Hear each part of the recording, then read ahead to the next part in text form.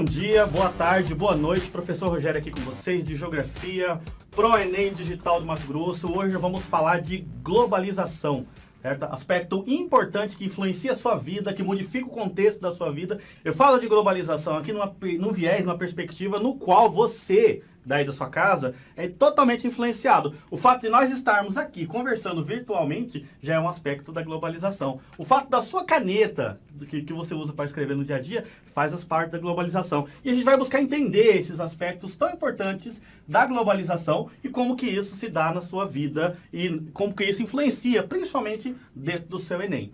Ok? Eu começo com o contexto de globalização, falando a seguinte situação. Tá? Globalização, ela já existe há muito tempo. Tá? O que ocorre é os reflexos atuais dos últimos 100 anos são mais eficientes. Mas nós temos globalização já de muito tempo. Tá? Por nosso país, né, ser descoberto, né, ou então achado, como é o contexto histórico, nem vou entrar nessa polêmica, nós temos aqui que entender os períodos das grandes navegações. Tá? Que foi o período inicial das primeiras, né, do contexto das primeiras viagens, onde você tem a globalização. Então, com a colonização de novos espaços, com a vinda do homem saindo da Europa, indo para descobrir as Américas, nós temos o primeiro processo de globalização. Então, com esses avanços, na época eu tinha Espanha, Inglaterra, Portugal como principais países aonde, né, eu tinha o contexto de estudo, de ampliação do conhecimento do mundo. O mundo, então, era a Europa, a Ásia, um pedaço da África, bem conhecido pela humanidade, só que a América não tinha sido descoberta. E aí, na disputa entre espanhóis, portugueses e ingleses, principalmente espanhóis e portugueses, nós tivemos os avanços do conhecimento do mundo, que é a colonização de novos espaços. Que só aconteceram graças à criação de mapas, de portulanos, que eram cartas náuticas próprias, que foram sendo criadas a partir do momento que foram se descobrindo os novos espaços, e da bússola, né? Tão antiga bússola que ajudou nos processos de globalização. Mais tarde, com o surgimento das máquinas a vapor, quer dizer, o homem parou de trabalhar apenas só com o vento e criou essas máquinas a vapor, e com o advento depois do telégrafo, que foi o primeiro instrumento de fala entre continentes, você tem ali uma mudança real no contexto de onde as pessoas estavam e a informação que elas recebiam. Então pensa, se lá no início dos anos 1800, a informação que eu tinha era por carta. Então, no caso de um falecimento de alguém no Brasil e eu precisava enviar essa informação para Portugal, 1 a 2 meses depois que essa informação chegava. Isso pode parecer imaginável no mundo de hoje, né? Mas isso ocorria naquela época e nós podemos também colocar isso aqui como processos da época de globalização. Então, a globalização, ela tem origem lá no início das navegações, quando, né, o homem começou a descobrir os novos espaços do mundo, tá? A nível de globalização real, mais próximo daqui da gente, nós podemos citar que a globalização, ela está desde o início da história, certo? E é bem mais recente, colocando aqui o processo da Guerra Fria. Tá? Após os anos 1950, no final ali, quando finalizou a Segunda Guerra Mundial, o homem se viu polarizado a escolher entre um regime capitalista ou um regime socialista de vida.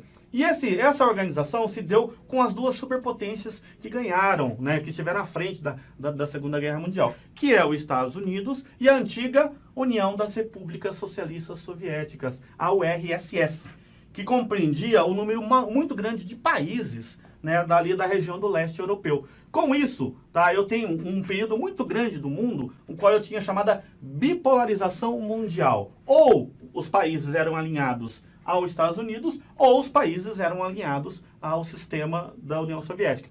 Um voltado ao capitalismo, né, com a presença forte do capital, da venda da mão de obra, da exploração da mão de obra, e um outro ligado ao socialismo, que foi um regime, né, econômico no qual o Estado fazia as organizações, e era o Estado que sustentava e mantinha a parte de emprego e a parte de mão de obra da população. Então, dois regimes que disputaram o mundo, nem vou aprofundar muito na ideia do conceito de capitalismo e socialismo aqui, nós vamos fazer depois um outro vídeo específico para isso aí, mas aqui nós podemos dizer que a bipolarização mundial, ela começa a dar caras para a globalização lá nos anos 1990, com o colapso da União Soviética. Quer dizer, toda a estrutura socialista que mantinha a União Soviética, ela não conseguiu se manter. muito tempo hegemônica. E aí, com a divisão dos estados, você começa a ter ali um fluxo ainda maior de capitalismo, que é a reorganização inicial para a base da globalização. Tá? Então, a gente pode dizer que seguinte, né, que a globalização, ou também chamada de mundialização, consiste em um processo que intensificou após a Segunda Guerra Mundial com as principais características. Aprofundamento das relações internacionais, quer dizer, as pessoas, depois da Segunda Guerra Mundial, mesmo no período de bipolarização e Guerra Fria, os países começaram a ter relações comerciais com os seus aliados, seja ele, né, a União Soviética, ou seja o socialista, ou os Estados Unidos como capitalista, quer dizer, ele começou a ter ali contato maiores comerciais. Essas relações comerciais já existiam, tá? Antes da Primeira Guerra Mundial, durante a Segunda Guerra Mundial, só que elas foram intensificadas. E o avanço da tecnologia, a partir da década de 60, você coloca ali setores de comunicação e de meio de transporte. O homem começou a viajar de avião com forma muito mais frequente, a própria organização das informações começaram a ser melhores com a inserção de satélites de comunicação em redor do mundo. Então, o que aconteceu? O mundo começou a ser mais integrado. Tá? E aí, então, nós começamos a criar o contexto de globalização e mundialização. Então, nós podemos colocar a globalização, né, no contexto aqui, como processo econômico movido pelo aumento da produção e a vinculação de informações de todo o mundo, somando as empresas transnacionais, né, e globais. Então, é um processo de interdependência de países. Eu estou falando aqui, ó, certo, que hoje não existe mais um mundo apenas, né, de um país que seja isolado. Por mais que você tenha, professor Rogério, a Coreia do Sul é isolada. Eles têm interligações com a Rússia e com a China. Nenhum país mais, depois do advento da globalização, começa a viver sozinho. Os países precisam uns dos outros, porque o mundo hoje virou econômico. A interligação é econômica. Então, o aumento da produção, pelo viés capitalista, que é um contexto do capital, está vinculado, né, ao mundo inteiro. Então, eu não produzo apenas mais para o meu país, eu produzo para o mundo. Como que isso funciona? Certo? Para você ter uma canetinha lá na sua casa, certo? A sua caneta Bic. Você sabe de onde veio a Bic? Por exemplo. Se você está comendo um chocolate Nestlé, você sabe de onde veio? Tá? Se você está usando um carro da Ford, da Volkswagen, da Chevrolet, você sabe de onde veio? São todas marcas internacionais que estão presentes no nosso país. A Ford, a Chevrolet são americanas, a Toyota é japonesa, a Nestlé é suíça, a Bic é americana. São empresas com matrizes lá nos seus países de origem que produzem no nosso país, certo? Com a ideia de transnacionais. Então, o primeiro ponto que eu quero dizer para vocês da globalização é o quê? Certo? Aumento da produção, e essa produção saindo dos seus limites, das suas fronteiras, e indo, tá? E indo cada vez mais para outros países. Tá? Outra coisa que coloca também, grande quantidade de informações, troca de tecnologias, matérias-primas, mercados, fornecedores, expansão da produção. Quer dizer, para ser globalizado, eu preciso de ter expansão. Eu não dependo mais de apenas de um espaço. Pega Mato Grosso, por exemplo. Qual que é o principal produto de Mato Grosso a nível de exportação? O agro.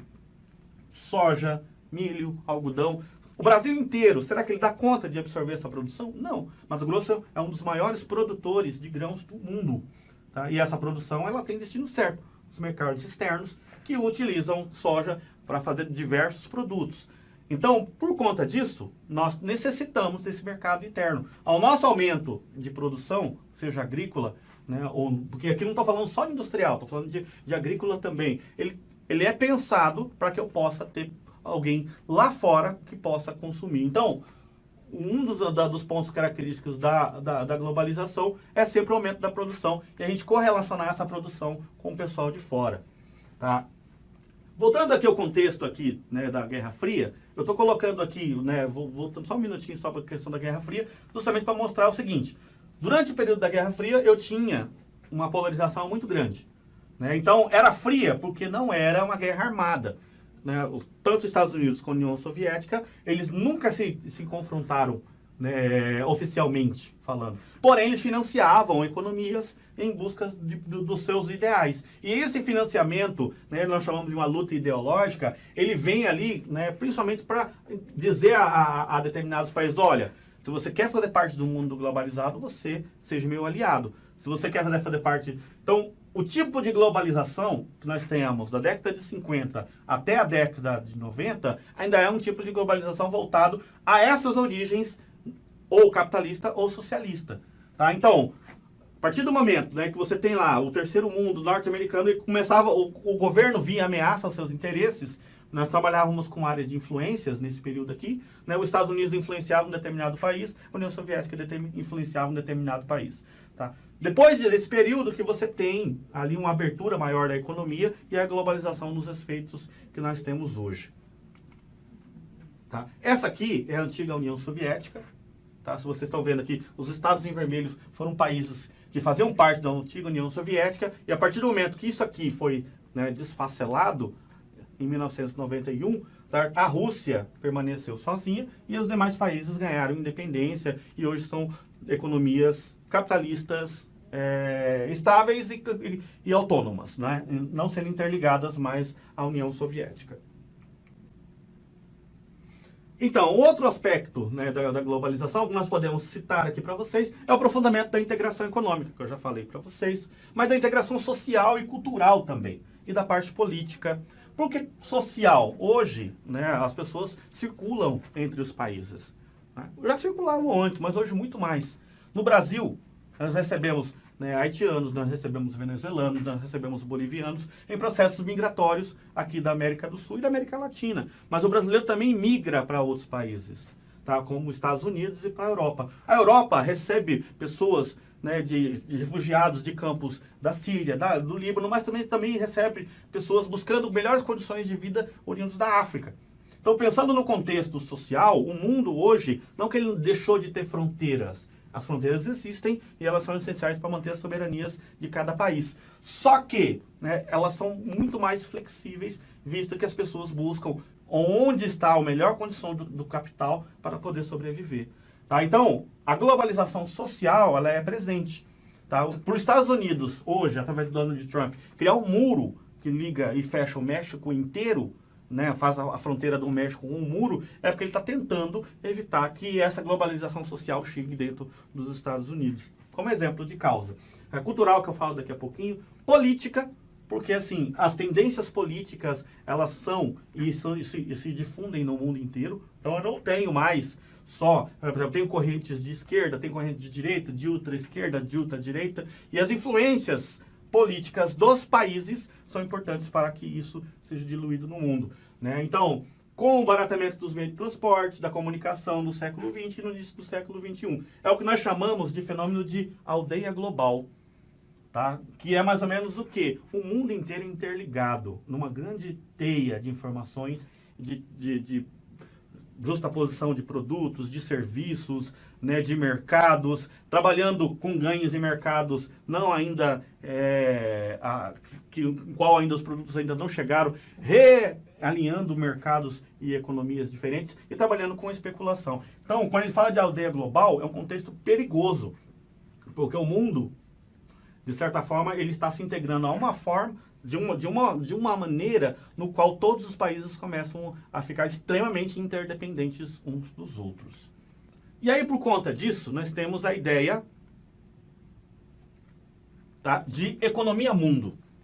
Tá? A ideia da economia mundo é que, assim, como hoje todo mundo depende de produzir e de vender, nós estamos num alto nível de produção que, se um país, né, central, industrializado, com tecnologia, quebra, se um país grande vem a quebrar, tem uma economia com deficiência, os demais começam a entrar em cadeia.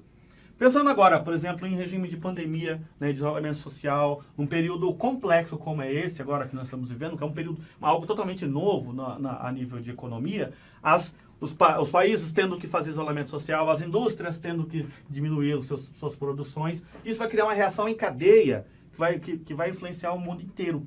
Então, quer dizer, se eu paro lá, se eu estou em isolamento social, se eu paro de comprar, alguém mais tarde vai ter que parar de produzir. Então, hoje, né, não sei se é felizmente ou infelizmente, as economias estão tão interligadas por conta da situação da globalização, que eu tenho aqui, sabe, um impacto muito grande nas relações econômicas. Então, quando um país, ele tem qualquer tipo de impacto econômico, isso acaba criando uma reação em cadeia. E a relação economia-mundo também envolve investimentos e especulações. Quem trabalha com bolsa de valores trabalha sempre com especulações. A partir do momento que você tem aí uma venda cancelada ou uma queda num produto, como o do petróleo, que em 2000, no nosso ano agora, né, ele está totalmente alterado o preço do produto petróleo, né, que vende em barril cru, né, Brent. E a Rússia, o Emirados Árabes e a Arábia Saudita brigando por preço de petróleo, o preço caiu.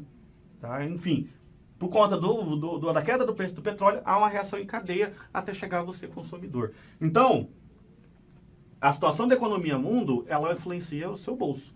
Se você paga mais, por exemplo, um produto pelo preço da carne, que é o que ocorreu, certo, justamente em 2020, você paga mais pelo preço da carne porque tem alguém lá fora necessitando de consumo. Então, quer dizer, diminuiu-se a oferta, né, aumentou-se a procura, diminuiu a oferta. Como é que se equilibra esse mercado? Então, hoje, por exemplo, nós tivemos uma dificuldade, tendo em vista que os mercados internacionais fizeram uma demanda maior por carne bovina devido a epidemias com a parte de rebanhos na Ásia e na Oceania, que é a Austrália. E aí, onde que é o principal mercado produtor de carne livre de epidemias? Brasil, tendo que um aumento da produção. E nós temos que fazer um equilíbrio colocando a produção na onde que tem a demanda. Tá? Então, hoje é preocupante e há de se observar que, para a globalização estar na fase que está hoje, as economias do mundo elas têm interligações. Tá? Globalização cultural. Tá? O ponto interessante é pensar que é o seguinte, que hoje nós temos aí um mundo extremamente, culturalmente interligado. Já tínhamos, né? Porque no Brasil o American, um jeito de vida americano, American Life, ele está presente na forma desde a década de 60, influenciando música, cultura. Mas hoje nós temos também influência de outras culturas.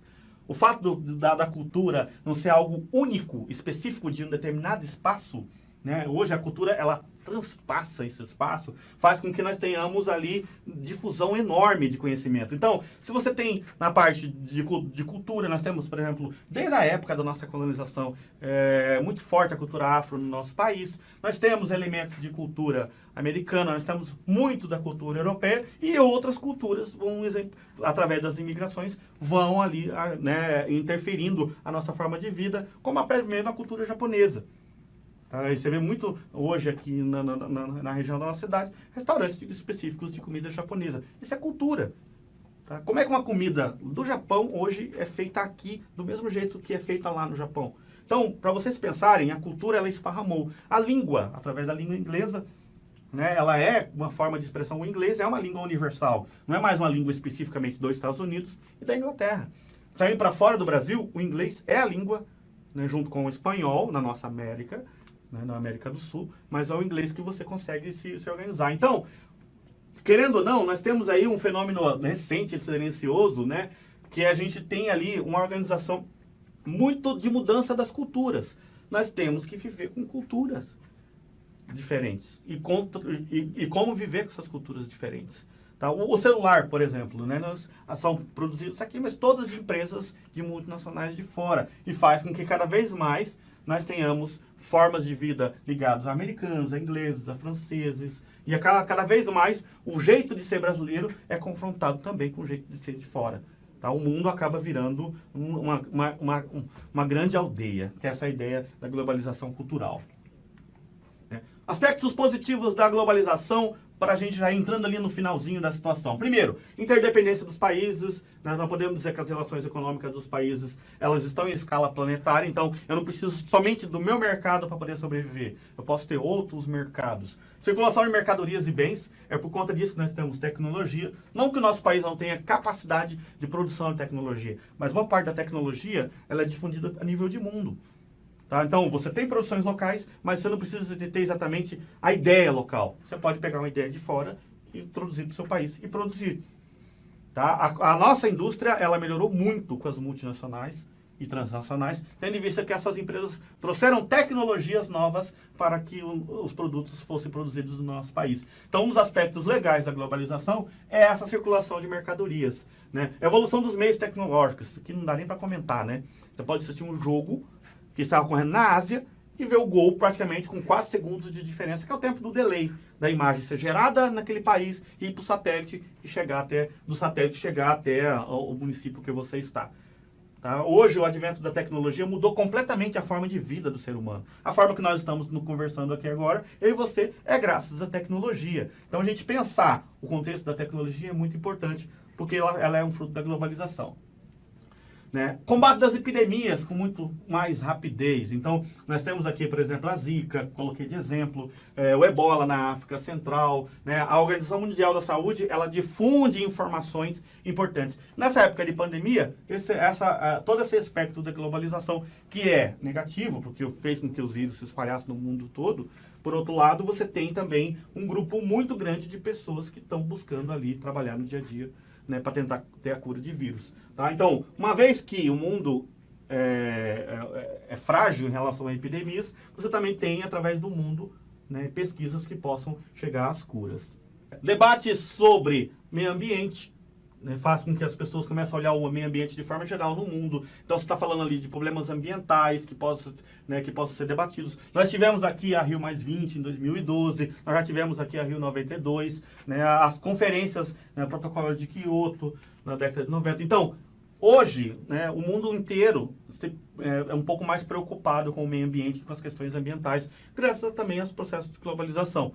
O mundo passa a ser muito mais vigiado. Então, queimadas na Amazônia, como nós tivemos recentemente, passam a ser olhadas pelo mundo todo, buscando também, né, observar na sociedade civil os outros tipos de representações que precisam ser observadas com mais carinho, como a questão dos indígenas, dos quilombolas, né, e de outros espaços. Aqui também, né, nós temos aumento da participação da sociedade civil, de ONGs que fazem, né, o cuidado em relação aos problemas ambientais. A internet, né, que faz com que você tenha ali, né, uma organização, uma mobilização enorme de pessoas. Aqui eu coloquei a Primavera Árabe, né? Tá com um errinho de português aqui, né, por conta da formatação do slide. Tá? Você tem aqui, né, movimentos. Hoje as lutas não são apenas de um país, são do mundo todo.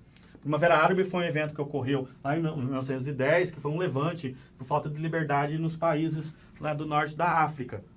Líbano, Líbia, próximo ao Oriente Médio. Então teve toda uma revolta que foi organizada pela internet, com a informação da internet. Tá? É aquela história de uma borboletinha batendo asa lá na China pode causar um tsunami no Brasil. Então os fenômenos acabam sendo interligados. E por conta da internet, você tem uma movimentação muito maior de informação. É ela que trouxe, né, e traz no dia a dia toda a gama de conhecimento que nós temos hoje. Então, por mais que a internet ela tenha ainda um processo de amadurecimento, de conhecimento, de como que ela chega às casas das pessoas, né, que ainda não é acessível a todo mundo, nós temos sim, através dela ali, toda uma movimentação. Através das informações diárias que as pessoas possuem entre os países, é que eu tenho, por exemplo, as movimentações da Bolsa de Valor. Né? Então, hoje o mundo é muito mais rápido em relação a isso. Criação de novos empregos na área da tecnologia, né? É sensato falar que a tecnologia é um fruto da globalização, o crescimento econômico dos países emergentes, né? Podemos colocar o Brasil nesse aspecto aqui, que por conta da globalização começa a ter relações maiores com outros países.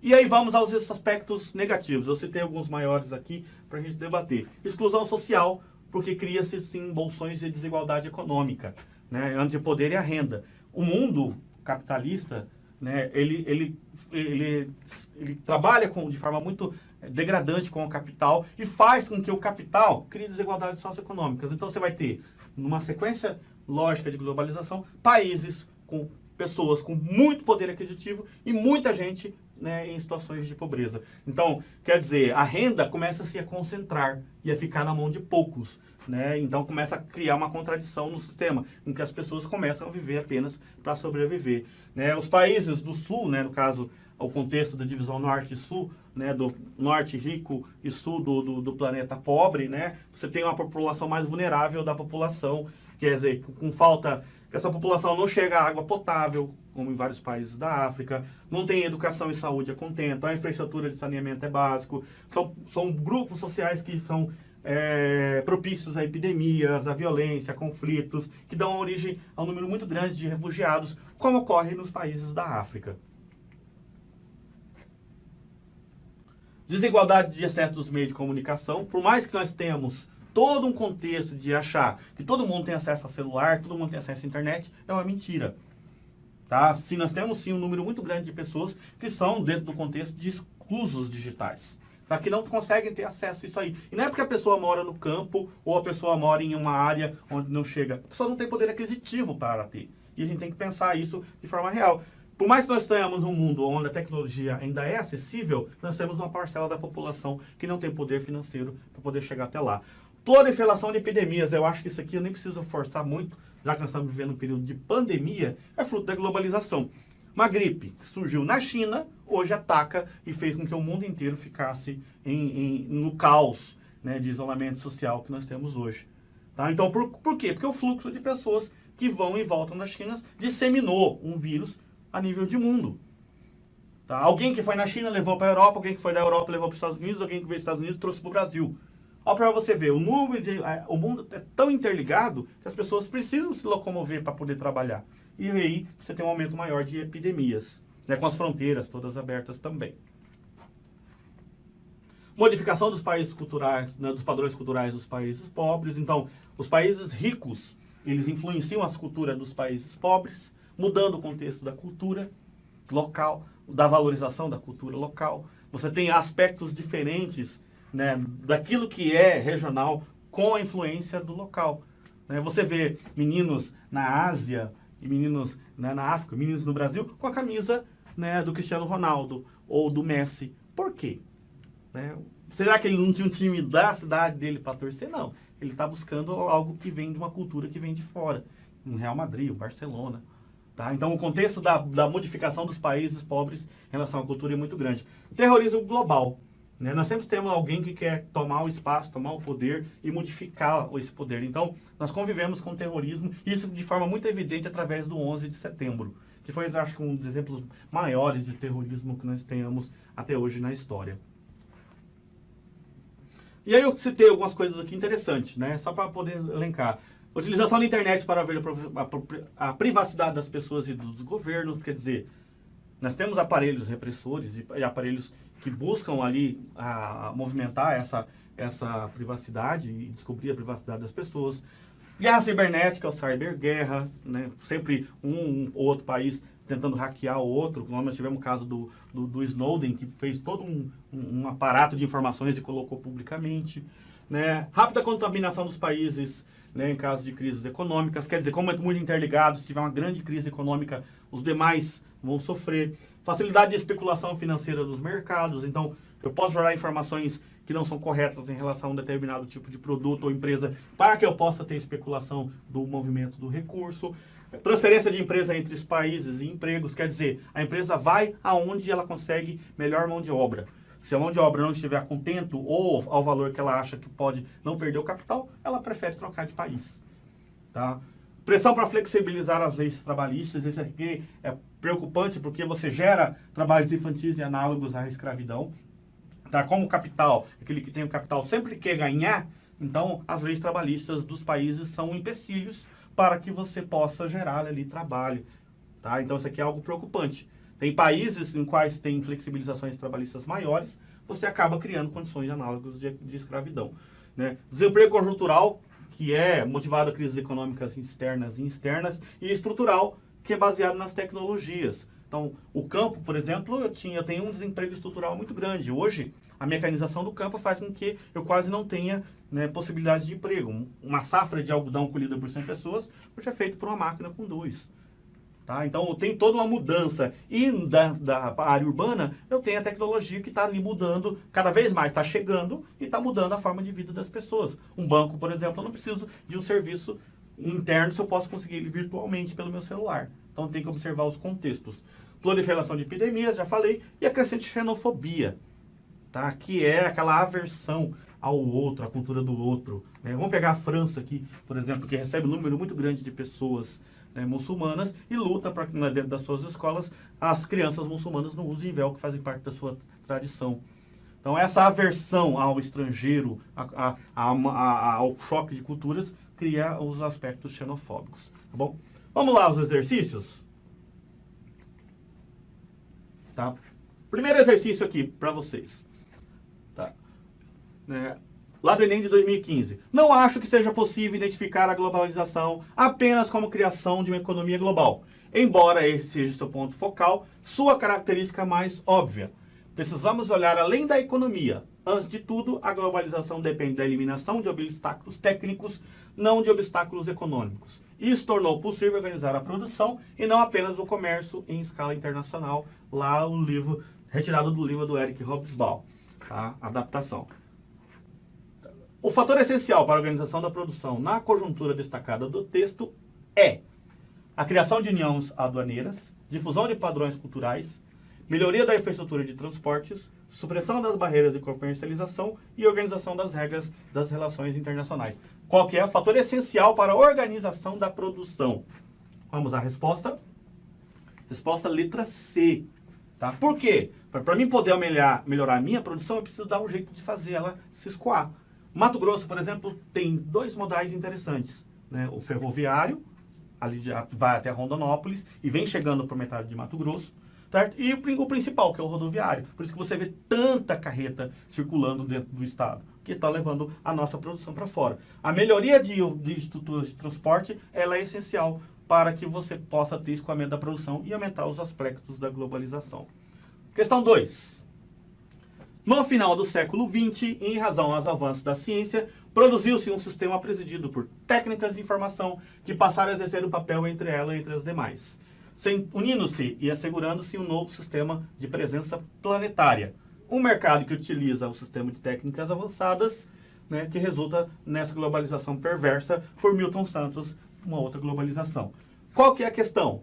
Uma consequência do setor produtivo e a outra para o mundo do trabalho, advindas das transformações citadas no texto, estão presentes, respectivamente, em eliminação das vantagens locacionais, ampliação da legislação laboral de trabalho, limitação dos fluxos logísticos e fortalecimento das ações sindicais, diminuição dos investimentos industriais, desvalorização de postos qualificados, diminuição dos investimentos, concentração das áreas manufatureiras e redução da jornada semanal, automatização dos processos fabris e aumento dos níveis de desemprego. Vamos lá? A resposta, letra E.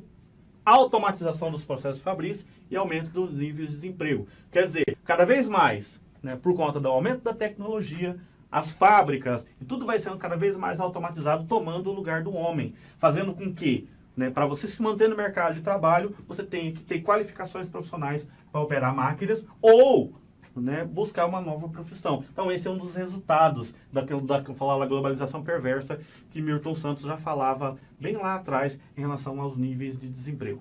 Bom, meus queridos, globalização é isso, processo de interdependência de países na troca de produtos e serviços, essa miscelânea, essa mistura cultural, social, populacional que nós vivemos hoje, e é aspectos que faz com que sua vida, né, seja da forma que ela é hoje. Tá? A globalização, conteúdo que sempre está caindo no Enem, e a gente volta numa outra hora com conteúdo também para te ajudar. Valeu, meus irmãos, um abraço!